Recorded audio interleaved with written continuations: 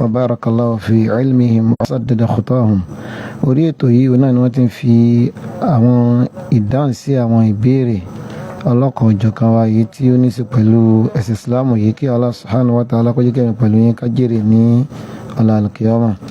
ìbéèrè alákọ̀ọ́kọ́ lówùrọ̀ tòní síwájú kí a tó máa sí ojú òpó oníbéèrè sọ yìí pé tí èèyàn bá ń ka al-Qur'an àmọ́ tó yẹ sí wípé gbogbo ìgbà tí ń ka Qur'an kò ṣàkíyèsí wípé ní ìbẹ̀rù máa ń mú ní ẹ̀mí nígbà tí bá ń ka al-Qur'an tí kò ti wọ abẹ́ àyà tí Allah sọ pé ní fawailu lil qasiyati qulubuhum min dhikrillah.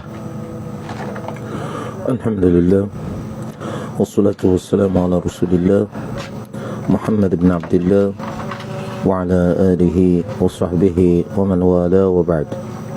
Assalamu alaikum wa rahmatullahi wa barakatuh. Wa alaikum assalam wa rahmatullahi wa barakatuh. Ẹni tí ń ka al-Qur'an tí ó rí pé ìbẹ̀rù Allah ó mọ̀ ẹ̀wà rírì kò sí lọ́kàn látàrí ọ̀rọ̀ Allah tó ń ké kò ní tìtorí rẹ̀ kó fà al-Qur'an kíké sílẹ̀ tó tún tẹpẹlẹ mọ́ kíké rẹ̀ yóò sì gbìyànjú láti jẹ́ni tó sì pé ó màtúmọ̀ tó ń ké sí ìtumọ̀ tó mọ̀ nípa nǹkan tí ń ké yẹn eléyàn yóò pe ìbẹ̀rù Allah fún. nínú hadith Nabi sallallahu alayhi wa sallam ẹ máa kí al-Qur'an lẹ́ni tí ń sunkún àti kí al-Qur'an ṣùgbọ́n al-Qur'an yẹn kò mú wọn bẹ̀rù Allah. kíké tán kí al-Qur'an kò lé wọn kún ní ìmánì nítorí pé ọ̀pọ̀lọpọ̀ lè jẹ́ pọ̀ kan wọn lè ọ̀kan tó sì lé pípa al-Qur'an ti kọ́lá fi ṣògùn rẹ̀ wọ́n máa ké nítorí pé àyèmá tó máa ń tàǹkì nínú al-Qur'an òun gangan kò lè kọ́ dínà ká tún bẹ̀rù Allah látàrí ká bẹ̀rù Allah látàrí pàǹkì al-Qur'an nítorí pé al-Qur'an fúnra ara rẹ̀ tí wọ́n bá ń ké lọ́nà tó tó àtọ̀nà tó yẹ kíkí rẹ̀ yùn òun gan tó mú ni máa bẹ̀rù Allah. àmọ́ ọ̀pọ̀lọpọ̀ tí ń ké al-Qur'an yẹn kékùké ni wọ́n ń ké yóò kàn máa ṣe yánmúyánmúyánmú lásán bí ìgbà tó yẹn kùn ní kò kí al-Qur'an àfi bí ẹni tí ń ṣeré irú eléyàn kọ́ ló máa ń jẹ́ kí èèyàn páyà Allah. Olúwa ni warattilil Qur'ana tartila kódà bá ọmọ àtúmọ̀ rẹ̀ tó máa ń ké pẹ̀lú tajwid àti bó ti ṣe wá eléyìí gan tó pè fún ọ láti páyà Allah. wọ́n ń kí al-Qur'an níwájú ẹni tí kì í ṣe mùsùlùmí tí ò tiẹ̀ mọ̀túmọ̀ tí wọ́n ń ké rárá ṣùgbọ́n fáǹfààní bí wọ́n ti ṣe ń kí bó ti ṣe tó àti bó ti ṣe yẹ gbogbo nǹkan tí sì ń ṣe kò lè ṣe má ìbẹ̀rù Allahu mọ̀. Jazakumullahu khair. orí aago tí a máa pèsè fún gbogbo àwa tí a bá ní ìbéèrè ẹyọkàn àbí méjì wọn náà ní 08024481441 08024481441 nọ́mbà yìí ló lu jábì fún gbogbo àwa tá a bá ń pè káàkiri kíbi ní Nàìjíríà wáyé àwa tá a bá ń pè láti ìlú òkèèrè +2348106143542 +2348106143542 nọ́mbà tí olùjá ìbínú fún gbogbo àwa tí a bá ní béèrè ẹyọkàn àbí méjì tí a fẹ́ béèrè. oníbèrè wọ́n tó sọ yìí pé ǹjẹ́ àwọn àlìjànnú gẹ́gẹ́ bó ti jẹ́ sí pé láwa méjèèjì náà ni wọ́n la ìwọ ọ̀rọ̀ ẹ̀sìn yìí bọ̀ lọ́rùn sáwọn tó bá jẹ́ mùsùlùmí wọn wọ́n wọ àlìjánná pẹ̀lú wa náà ní ọ̀la al-qiyama.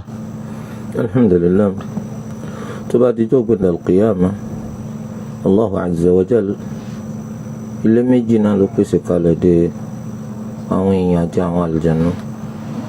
aljanna fáwọn ẹni tó gbàgbọ́ láyé tí wọ́n ṣẹ̀sìn òdodo eléyìí tá fi pa wọn láṣẹ pé kí wọ́n ṣe. iná fáwọn ẹni tó ṣàìgbàgbọ́ láyé tí wọ́n tàkìtì pàkọ́ ṣẹ̀sìn òdodo eléyìí tó lu apá wa láṣẹ pé ká ṣe. kò sílé ẹlẹ́kẹta àti èèyàn àtàǹjẹ̀nú àlìjánná náà ní kálukú fẹ́ wọ̀. ẹ̀ńbàsì ti jẹ́ pé kò lẹ́tọ̀ọ́ sáti wà àlìjánná àwọn náà ní ọ̀wọ́ náà ìbá jẹ́ èèyàn ìbá jẹ́ àǹjẹ̀nú. eléyìí jẹ́ nǹkan tí òfin Olúwa ẹlẹ́dàá wa tó dúró digbí lórí ẹ̀. nǹkan tó kàn lè jẹ́ ìbéèrè náà ni pé ǹjẹ́ tí àwọn èèyàn bá wà àlìjánná táwọn àlìjánná náà bá wà àlìjánná ṣé bí nǹkan ti ṣe wà láyé náà ni ó ṣẹ́kù ni àbúlú ẹlẹ́dàá wa yóò fún àwọn èèyàn lágbára àtàǹfààní àti máa ráwọn àlùjànnú irú èyí tó ṣe pé kì í ṣẹlẹ̀ nígbà tá a wà nílé ayé ń gbé àyàfi tálùjànnú bá tó yí àwọ̀ rẹ̀ padà sí àwọ̀ míì tá a lè rí eléyìí ìdáhùn rẹ̀ ó dijọ́ gbẹ̀ndẹ̀ al-qiyam náà. Jazakumullahu khair. Hello. Yeah.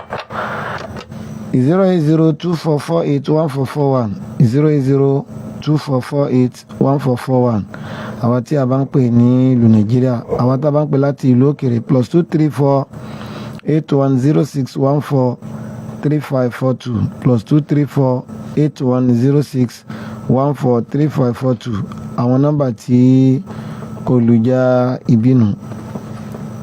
Hello.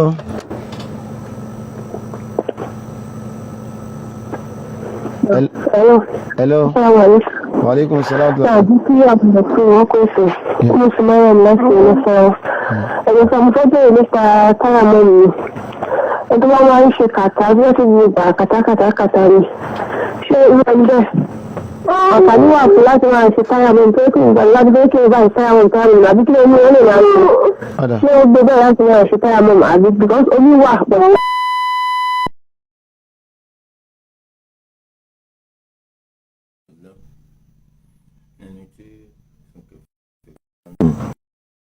kò tó ní sábàbí nínú ètò lè mú yín máa ṣe tayammum fún sọláàtì yín nítorí pé fèkìfèkì yẹn níṣẹ́ ló jẹ́ pé òtútù ó máa ń dákun ṣùgbọ́n bíi tomi lásán kọ́ ó pin ìgbà tó ṣe pé omi tá à ń fi ń ṣàlùwàlá kò tútù rin gédé omi tó lọ́wọ́rọ́ omi tẹ́tẹ́ gbígbóná díẹ̀ eléyìí kò lè dí yín lọ́wọ́ láti ṣàlùwàlá kómi á wá wà kí nǹkan kan máa yọ yín lẹ́nu ju ọ̀fìn kí lọ kẹ́ ẹ máa wá sí tayammum kọ́ bófin ṣẹ̀ríà mu náà.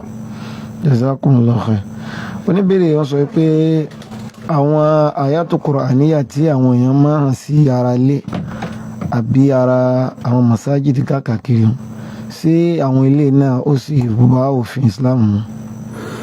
Àkókò Islam wọn kò fààyè sílẹ̀ fún wa láti kàn máa hàn kí ó káàkiri nítorí pé kí náà hàn sí ó ṣeéṣe kọjá pẹ̀lú mi hàn kí ó sí àrògiri ilé rẹ̀ lérò pọ̀ ń fi wá ìṣọ́ tàbí ààbò ó léwu lábẹ́ al-aqida ìgbàgbọ́ àwọn mùsùlùmí nítorí pé náà lábẹ́ òfin kò ní yàtọ̀ sí ẹni tó de tírà tó na sòkọ ìwọ kàn sí tí ẹlẹ́ lọ́kọ́ lẹ̀ ṣe lẹ́yìn òsínú ìlànà tẹ̀sìn Islam eléyìí tó fi kọ́ wa ó sì ṣeéṣe ó jẹ́ pé ẹni tó hàn kí ó sí àrògiri yẹn wọ́n hàn sárògiri láti fi ṣọ̀ṣọ́ ògiri ilé rẹ̀ ni sàáyà Al-Qur'ani ò sínú kankan ní kẹ́ máa fi ṣẹ̀ṣọ́ ògiri ilé yín ẹlòmíín sì hàn síbẹ̀ láti fi fọ́ ìsì fáwọn ọ̀tá rẹ̀ nítorí pé ó ń wò pé àwọn tó ń pọ̀ yóò wá wá àwọn àyà Al-Qur'ani tó bá bọ́ ọ̀tá wí kórí ẹlẹ́gàn fọ́ so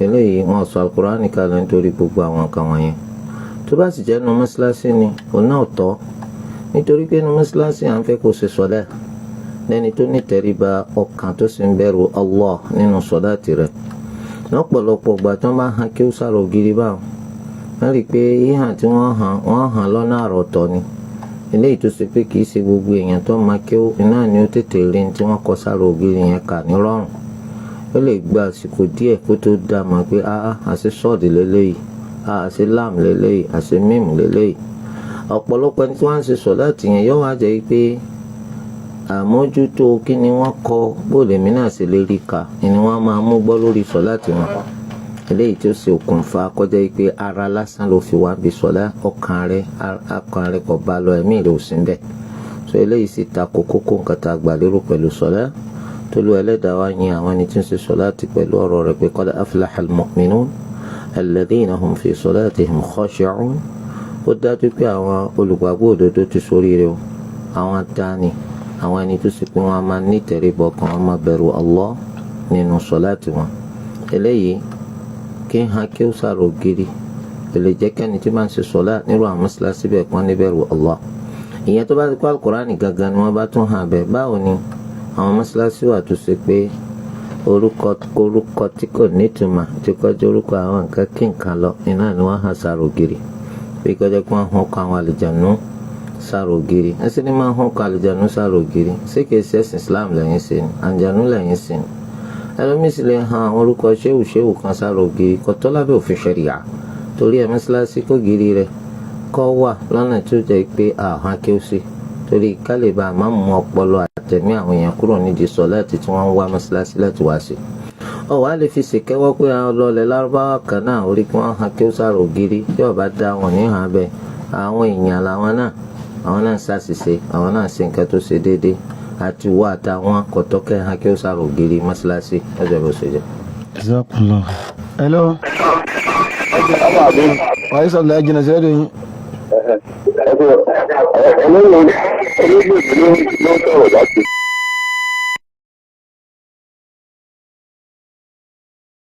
ọ̀rọ̀ rédíò wa. hello.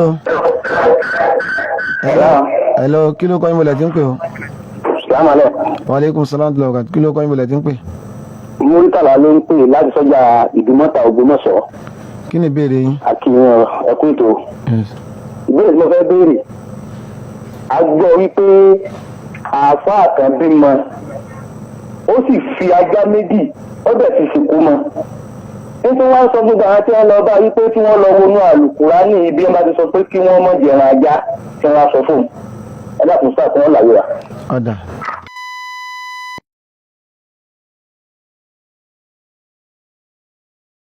ti fi ṣe àkíkà eléyàn kì í ṣe ìlànà àwọn mùsùlùmí kò sì dá nǹkan kan mà nípa ẹ̀sìn Islam ẹ̀ sì ń pè láàfa kódà tó pọ̀ gbalẹ̀ kí ó rí nítorí pé òfin ẹ̀sìn Islam ó wà very very clear kò pamọ́ sí gbogbo ẹni tó bá kẹ́kọ̀ọ́ nípa rẹ̀.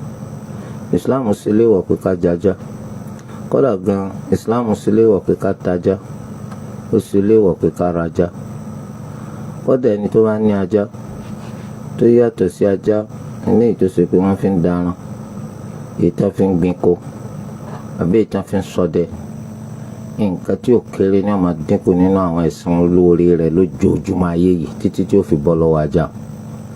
Islam wo ló ní kẹ́ jajá Islam wo ló ní kẹ́ pajá fún àkíkà lórí ẹ̀ ọmọ tẹ́ bá ti fi ajá tẹ́ fi ṣẹran àkíkà rẹ̀ tó bá mú ajá àwọn pé kò lè yẹ ẹnìkan kan lẹ́nu eléyìí jẹ́ bó ti ṣe jẹ́ mẹ́rin.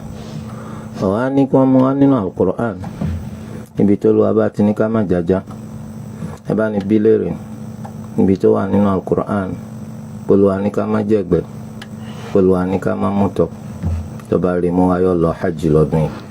náà ìmọ̀ lẹ́sìn yìí kì í sòdó tẹ̀yìn gbé ká o ó ní tí wọn bá ti rí fótófótó báyìí kò sí odò ọmọ dá o káàní tí wọn pa àwọn èèyàn kẹ́kọ̀ọ́ ẹ̀sìn ibi tó bá ti rí pé olúwa ní má jẹ̀gbẹ́ tó olúwa ní má mutọ̀ wàá gbẹ̀bùn má fún tíkẹ́ẹ̀tì tó fi lọ hajj lọ́fẹ̀ẹ́ lọ́dún yìí. jazakumullahu khair. 08024481441 08024481441. hello. Aleykum salaam tó lọ́wọ́ kí ló kọ́ ìmọ̀lẹ̀ tí ń pè ọ́. wọ́n yí ìgbìmọ̀ láti akínàlú. kí ni ìbéèrè yín. àkí àwọn dọ́kítọ̀ wa. yes. Alhamdulillah.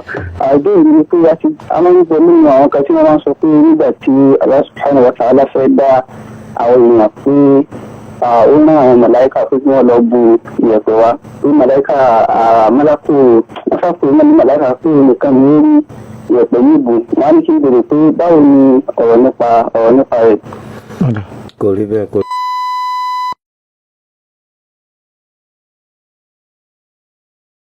gbẹ̀yìn dà àkókò tó ẹ káwọn èèyàn mọ ìsìláàmù gidi láwà báyìí náà. hello. hello.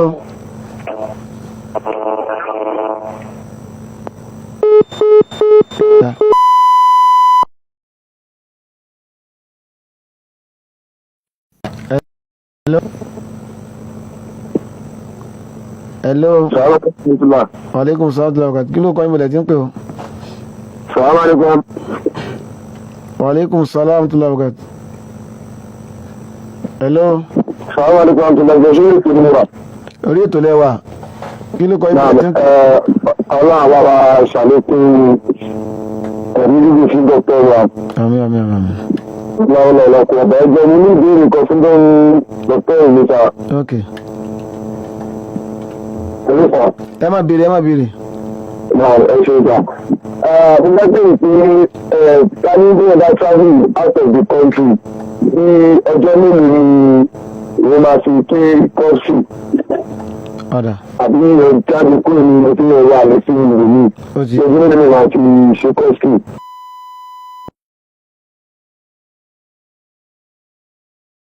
tó bá rìn kan tíbi tí à ń rìnrìn àjò lọ yẹn tó bá tó ẹni tí wọ́n ń pè ní ìrìn àjò nínú ìṣe àti àṣà àwọn èèyàn àjẹ́ pé ńgbà tẹ́ wà lójú ọ̀nà gbogbo sọ̀láàtì tó bá bá yín lọ́nà ilé ìtọ́jú ń rákà mẹ́rin ààyè wà fún yín láti máa ṣe ní rákà méjì ìgbà tẹ́ bá wá dèlú tẹ̀ ń lọ ìjọ́ mélòó lẹ fẹ́ lò ń bẹ̀ gan tó bá ṣe pé ìjọ́ mẹ́rin ńlẹ fẹ́ lò nílùú yàn ìjọ́ mẹ́rin gẹ́gẹ́ àjẹ́ pé tẹ́ bá ti débẹ̀ ẹ máa pé sọ̀láàtì yín ẹ yìí sọ nírìn àjò àmọ́ ẹ fẹ́ lò tójọ́ mẹ́rin èyí ìjọ́ tẹ́ fẹ́ lò ń bẹ ó dín sí mẹ́rin àjẹ́ pé tẹ́ bá débẹ̀ onírìn àjò nìyí ẹ máa ṣe sọ̀láàtì ń rákà mẹ́rin ní rákà méjì ìyẹn tó bá jẹ́ pé ẹ fẹ́ dá sọ̀láàtì yín sí àmọ́ tó bá ṣe pé ẹ fẹ́ tò lẹ́yìn àwọn jàmáà tí wọ́n wà ń bẹ̀ tí wọ́n máa ń tò lẹ́yìn lè má mú wọn irú sọ̀láàtì tí ìmáàmù ń ṣe nítonílé ni ìwọ náà máa ṣe nígbà yẹn ìyẹn ni pé ṣé ń lò tójọ́ mẹ́rin àbí ní lò tójọ́ mẹ́rin kó ń kálukú bíra rẹ̀ léèrè nígbà tó bá yẹ kó lò tójọ́ mẹ́rin ó ìsọ̀rìn àjò tó bá nílò tójọ́ mẹ́rin onírìn àjò ni àwọn aníṣirò ìjọ tó wọlé àtijọ́ tó ń jáde májọ́ mẹ́rin àníṣirò rẹ̀ mọ́. jazakumullahu khair. hello. wàlẹ́kùn sọ́kà ẹ bá jìnnà sí ẹ̀rọ yín. olóyè olùdí mi ló ń sọ̀rọ̀ láti òkè àdó Ògbómọ̀ṣọ́. kí ni ìbéèrè yín. ẹ dákun nípa kíké Kùránì tó bá jẹ́ pé ìlẹ́rìí tó máa ń kiri ti lágbáwá ìtumọ̀ ẹni máa yẹ tó ṣéyàn láǹfààní láti máa kiri ti èdè Yorùbá tí lè rí fún ayé yẹn tó náà ń bá ìṣòro àmú.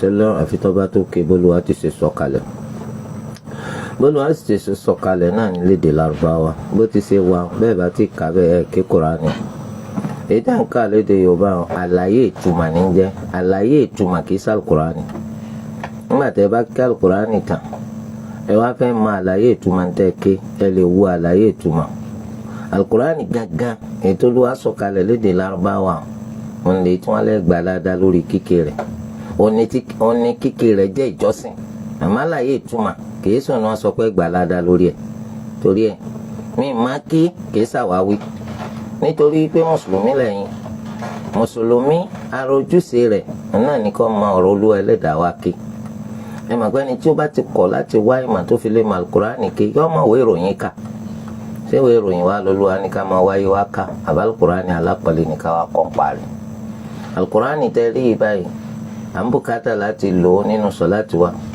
a sì ń bùkátà láti kà á láti fi ní ládàá eléyìí tó ṣe sábàbí kára àlùjánnà wọ̀ à ń bùkátà láti mọ Al-Kùránì dáadáa ká lè bá a mọ òfin àti ìlànà èyí tó lówà ti là kalẹ̀ fún wa dátọ̀ dátàtàrà rẹ̀ táfi sórí rẹ̀ so mímọ̀ Al-Kùránì ké ìjọsìn ni ká ké ìjọsìn ni fúnra ara rẹ̀ torí ẹ̀ kìí ṣe pàlàyé ìtumọ̀ táǹkà ní Yorùbá òyìnbó Haúsá àti bẹ́ẹ̀ bẹ́ẹ̀ lọ kìí sọ ni wọ́n ń pè Kùránì náà.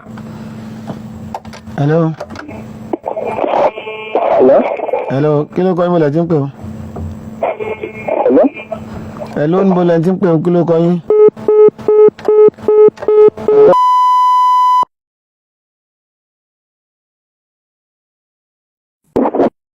Abdulgafar ni orúkọ mi máa ń kó láti Jos. kí ni ìbéèrè yín. ẹ kú ètò náà Ọlọ́run ò ní jẹ́ kí Ọlọ́run máa fún àwọn ṣèkọ wa lọ́wọ́ Ọlọ́run máa lékún wọn. àmín. Hello. hello kí ni ìbéèrè yín. ok ẹjọ́ ìbéèrè mi ni pé ẹ dákun mo fẹ́ jẹ́ kí ṣèkì dákẹ́láwọ̀ nǹkan bá wa sọ̀rọ̀ nípa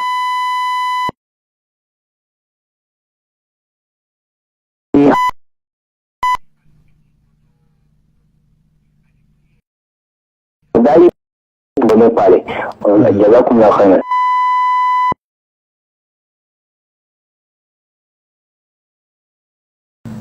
àwọn ni wọ́n sọ̀rọ̀ nípa pé tójò bá ń rọ̀ ṣé a lè pa sọ̀láàtì pọ̀ àbá a lè pa sọ̀láàtì pọ̀.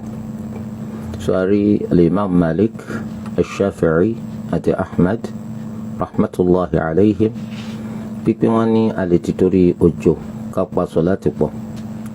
ìbátá rí Imam Malik rahimahullah àti Ahmad ibn Hanbal nínú riwaya kan tí wọ́n sọ pé sọ̀láàtì ta lè papọ̀ nítorí òjò yẹn ọ̀nà ní sọ̀láàtì al-Maghrib àti sọ̀láàtì al-Isha nìkan.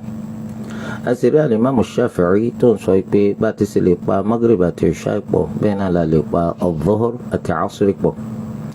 nígbà tí Ahmad náà tó náà pẹ̀lú rẹ̀ nù riwaya kan. eléyìí tó tẹ̀wọ̀n jù ọ̀nà ni pé a ò gbọ́dọ̀ ti torí òjò pa sọ̀láàtì kankan pọ̀ àyàfi sọ̀láàtì al-Maghrib àti sọ̀láàtì al-Isha.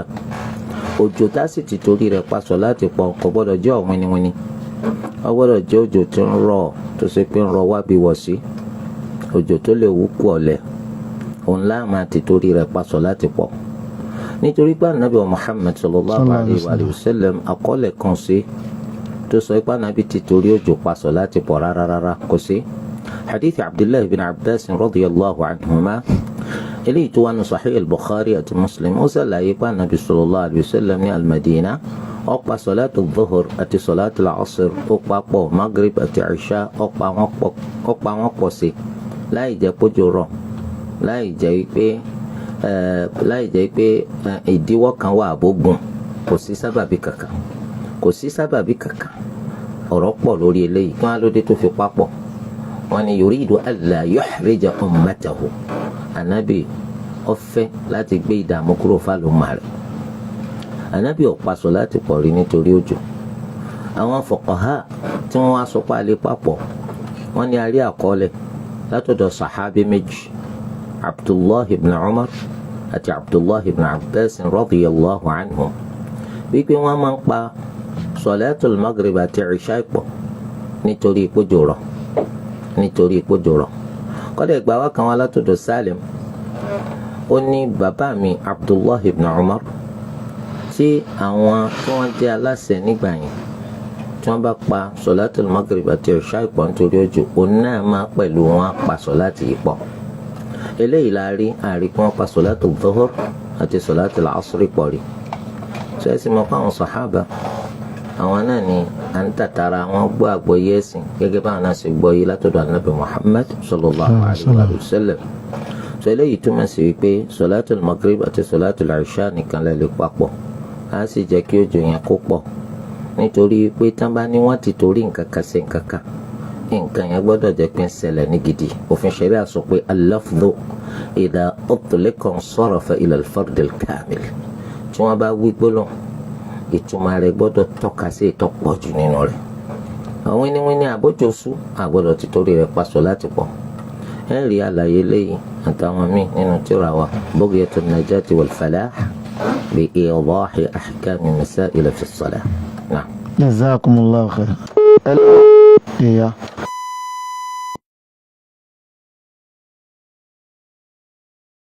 Wait for 4-1. Hello.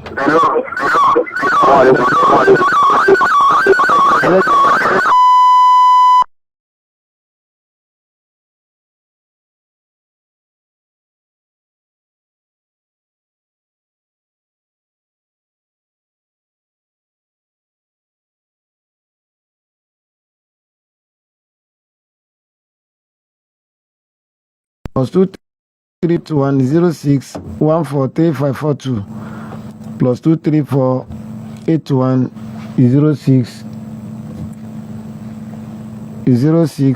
+2348106143542 àwọn nọ́mbà tí olùjà ìbínú fún gbogbo ẹnikẹ́ni tí ó bá fẹ́ pè wọlé. Hello. Wa alaikum salaam. Kí ló kọ́ yín mọ̀lẹ́ tí ń pè ọ́? Àbẹ́lò kan bá tó pa. Kí ni ìbéèrè yín? Ìbéèrè mi ni pé ó ṣẹlẹ̀ pé ìmọ̀ nǹkan kí wọn lẹ́yìn rẹ̀. Ó ń sọ̀rọ̀ àyíká àwọn jẹ̀mọ́ pé ká máa ṣe àbùkù ní òtún ní sọ̀rọ̀ àti ṣubú lẹ́yìn ìgbà tá a bá ti ké fátíà. Nígbà tá a ti ṣàlàyé fún kò gbọ́. Ṣé ìyẹn lè tẹ ẹgbẹ́ kí wọ́n fẹ̀ kan kí wọ́n ní ẹ̀yìn orí ìmọ̀mọ̀ bá wọn má? Lọ́wọ́ àwọn akẹ́tìbà tó ti kó ní mọ́sídìí nítorí nǹkan báwọn. Assalamu alaikum. Wa alaikum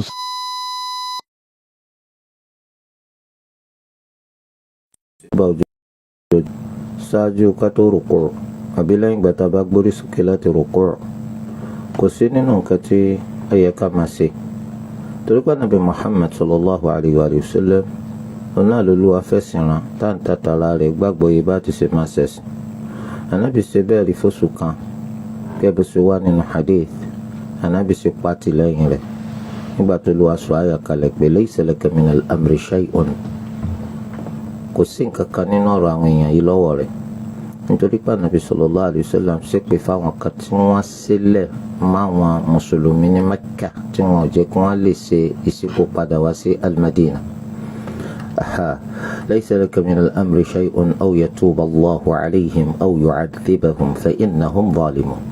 تباو الله ولي فريجون تباو ولي فياجون على بوسنوا شو ما وتي قلوا أنا بيوافق قنوت يسلم قنوت واسكو lágbọn pé tí àrélù àjálù àbáwọn ṣẹlẹ̀ ó bá ń ṣẹlẹ̀ ìgbà náà la lè ṣe qunut. Olú Ẹlẹ́dàá kó ṣọ́ wa níbi àrélù kó ṣọ́ wa kó là wa níbi àjálù. Nígbà táwọn arú àwọn ṣẹlẹ̀ bá ń ṣẹlẹ̀ ìgbà náà la máa ṣe qunut. Ìmáàmù tí wọ́n ṣe qunut lójoojúmọ́ òun náà nǹkan tó fà á ti fi ṣe bẹ́ẹ̀ òun náà ní kó lè jẹ́ pé madhabul Maliki ìní ń tẹ̀lé àbí kó jẹ́ madhabul Imam Shafi'i. Ní madhabu al-Maliki àti Shafi'i àkọọ́lẹ̀ tó wà ń bẹ̀ ni pé wọ́n máa ṣe qunut lójoojúmọ́ so ọ̀kan nínú àwọn méjèèjì òun sọ pé a máa ṣe ṣáájú ká tó rùkú èkejì ní lẹ́yìn ìgbà tá a bá gbórí sókè láti rùkú ṣùgbọ́n ìtọ́dọ́gba jù ni pé qunut àṣùbà ojoojúmọ́ yẹn kì í sùn lọ́dọ́gba jù. àwa gbọ́dọ̀ ti torí pé ìmáàmù ṣe qunut káwa ti torí rẹ̀ ká fi mọ́ṣáláṣí lẹ̀ nítorí pé nǹkan ti ń ṣe yùn a rí nínú àwọn fuqaha àwọn ẹni tí wọ́n sọ pé a máa ṣe bẹ́ẹ̀ lójoojúmọ́ bó tilẹ̀ jẹ́ pé wádìí ló fi hàn wípé ṣíṣe lójoojúmọ́ òun kọ́ lọ́nà. tó bá wá ti torí rẹ̀ tó fi mọ́ṣáláṣí lẹ̀ tó ṣe sọ̀láàtì lẹ́yìn rẹ̀ mọ́ yóò túmọ̀ sí pé àgbọ́yé rẹ̀ kò ní òrìn àgbọ́yé rẹ̀ kò dé ìtọ́ yanrantí torí pé eléyìí ò tó nǹkan tá a lè ti torí rẹ̀ kọ́ sọ̀láàtì lẹ́yìn mọ́ náà. Jazakumullah khair. Hello.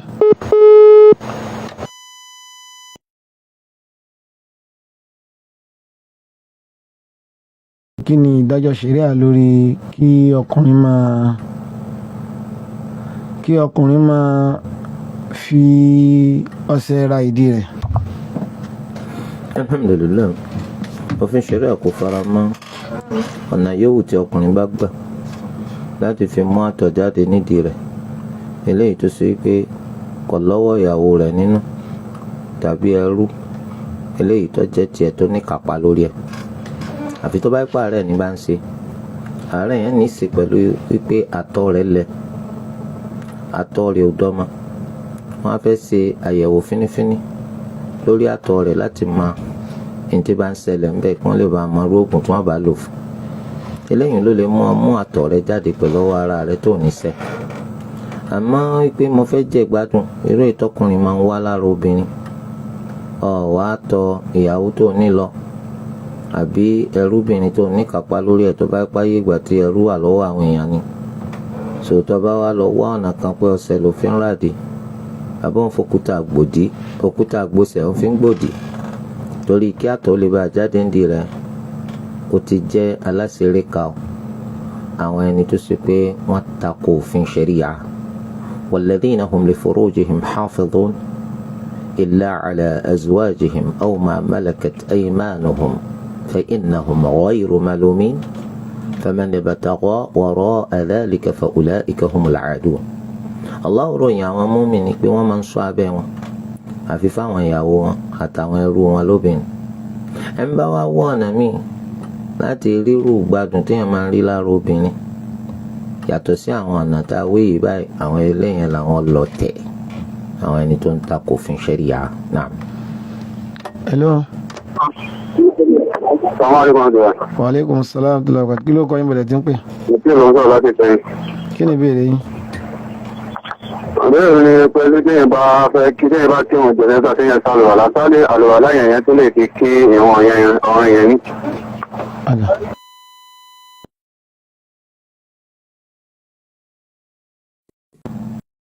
sáà láti ṣe jẹ̀nẹ́sà náfìlà.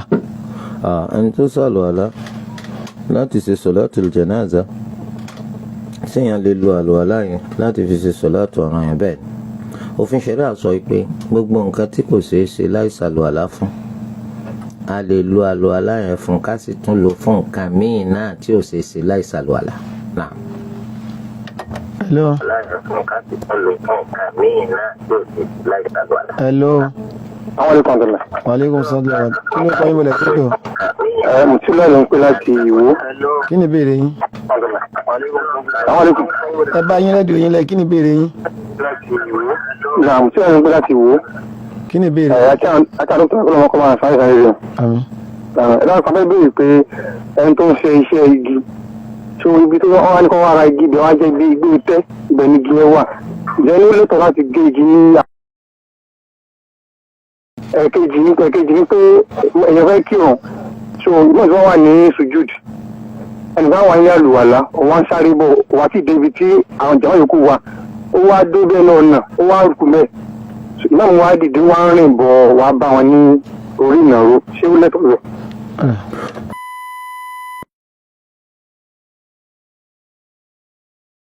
kọ́ wa gègé gẹ̀dú àbí gèmí ní orí tẹ́ ṣé èèyàn lè rà bẹ́ẹ̀ ni èèyàn lè rà ọwọ́ pọ́kàn wà lórí tẹ́ kò díyàn lọ́nà láti rà ṣùgbọ́n ta ló fẹ́ tà fún sẹ́ni tó fẹ́ tà fún ló ní àbí báwo àbọ̀nà fẹ́ jìtà torí pé tẹ́ni tó jí nǹkan tó bá fi lè tà fẹ́ nìkan tẹ́ni tí ó rà tó náà bá sì mọ ìpìlẹ̀ bí tí wọ́n tà fún ti ṣe jẹ́ pé ọjà olè ni wọn náà nítorí pé orí tẹ́ kìí ṣe tèèyàn kan pàtó tí ó fi wá lẹ́tọ̀ọ́ àti pé ẹ wá gégi rẹ̀ á tà fún yín tẹ́ bá lórí tí àwọn mùsùlùmí ni ẹni tó jẹ́ lè má mọ àwọn mùsùlùmí gan-an lágbọ́n abẹ́hùn kò lẹ́tọ̀ọ́ láti lọ tagi orí tẹ́ láì jẹ́ gbogbo àwọn mùsùlùmí gbọ́ táwọn mùsùlùmí bá fara mọ́ pé wọ́n tà wọ́n sì máa ń tí wọ́n bá tà tí wọ́n fowó rẹ̀ sí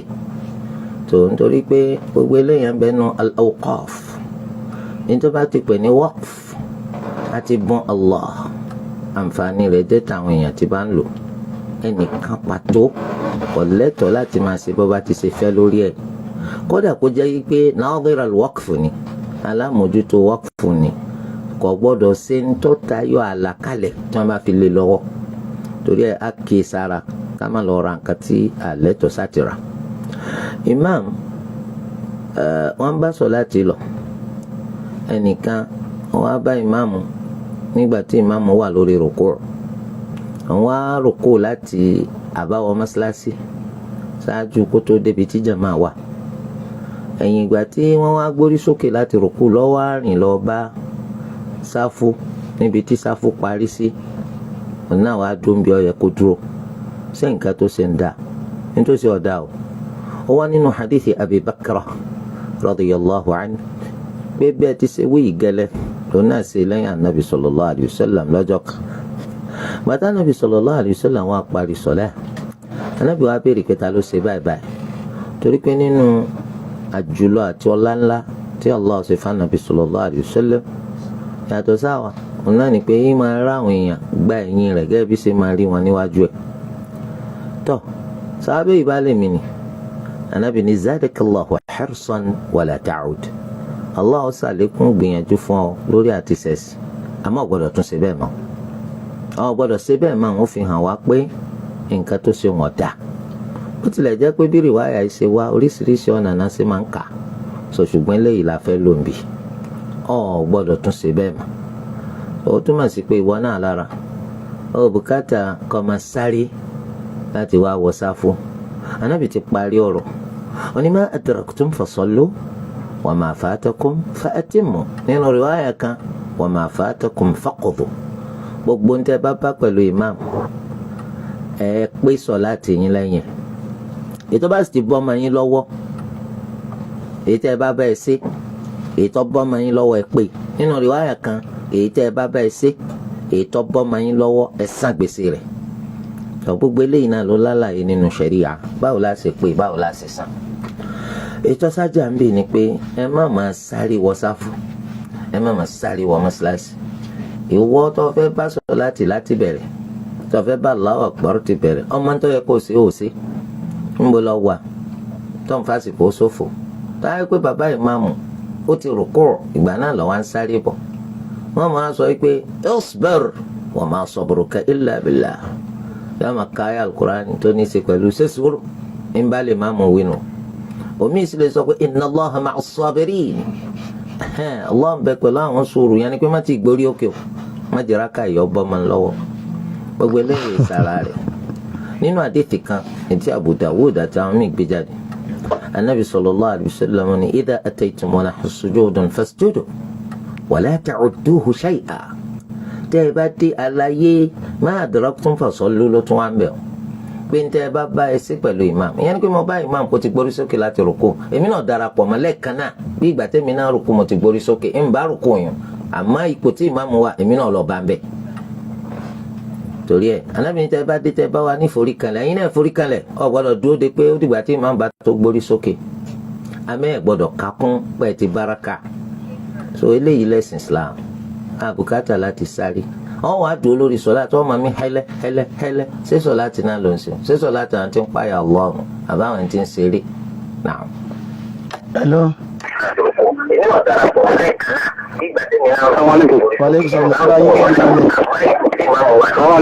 Wàlẹ́kùn sàdùlà kí ló kọ́ ìmọ̀lẹ̀ tó pè.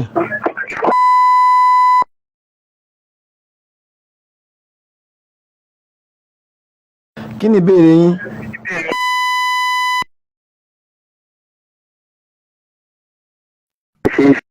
Ṣé kí ẹ ṣe Allahu Akbar lọ sí orí ìṣèjú ni kí ẹ ṣe Allahu Akbar wá sókè ní àbí ìwòló dọ́gba jù mẹ́.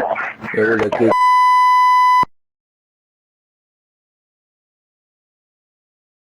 Allahu Akbar nígbà tó ń bá lọ forí kanlẹ̀ kó tún sọ Allahu Akbar nígbà tó ń bá ń bọ̀ padà ewu lọ dáa jù mbẹ ẹyọ kan náà lọ sọ ẹyọ kan tó wà náà. Hello. Àwọn ẹkùn. Wàlẹ́kùn sàdùlà kí ló kọ́ ìṣíkí láti Ìlọrin ló ń sọ̀rọ̀. kí ni ìbéèrè yín? Tí èèyàn bá gbẹ́ bọ́ọ̀lù tí èèyàn bá ń ta tí èèyàn bá gbẹ́ bọ́ọ̀lù tí èèyàn bá gbẹ́ bọ́ọ̀lù báyìí tí èèyàn ń tà fún àwọn èèyàn. Àwọn ẹkùn. Wàlẹ́kùn sàdùlà. àti gbọ́ béèrè àti gbọ́ béèrè. Èyí tí èèyàn bá gbé bọ́ọ̀lù nítorí gbé bọ́ọ̀lù yẹn.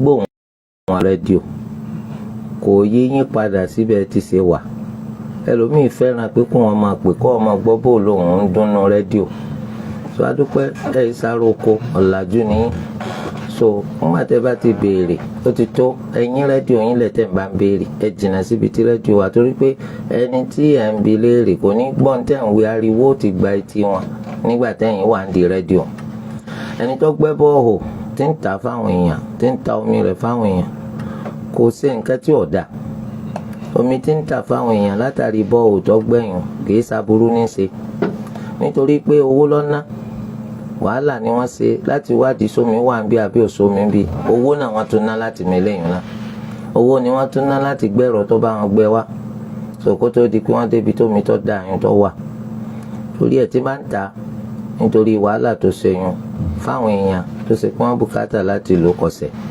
àmọ́ tẹ́nìkan bá wá tó bá ní abùnmí lómi mu ẹ̀ tún ní sọ pé kò ná sanwó tẹ́nìkan bá wá tó ní mo kàn nídìí omi yun láti fi fọwọ́ ni mo ti ẹ̀ nídìí bọ́kẹ́tì kan mo fẹ́ tètè ló ń lé ní lówó ẹ̀ gbọ́dọ̀ kọ fún ẹ má sọ pé ẹnìkan ò ní gbómi kó ń bí láì sanwó tẹ́ bá ti jẹ́ pé bẹ́ẹ̀ lẹ́ ń ṣe kò burú náà. Jazakumullahu khair. 08024481441. Hello. Wàlẹ́kùn sàlámù lọ́wọ́ kí ló kọ́ ìmọ̀lẹ̀ tí ń pè ọ́? Ẹyí ìwé ni sá. Láti bo? Àti àwọn dọ́tò wa lẹ́nu fẹ́ bèrè pé kí ni nǹkan tí èèyàn lè ṣe nínú sọ̀rọ̀ láti jẹ́ kí èèyàn lékún ní khushu'. Ọ̀dà.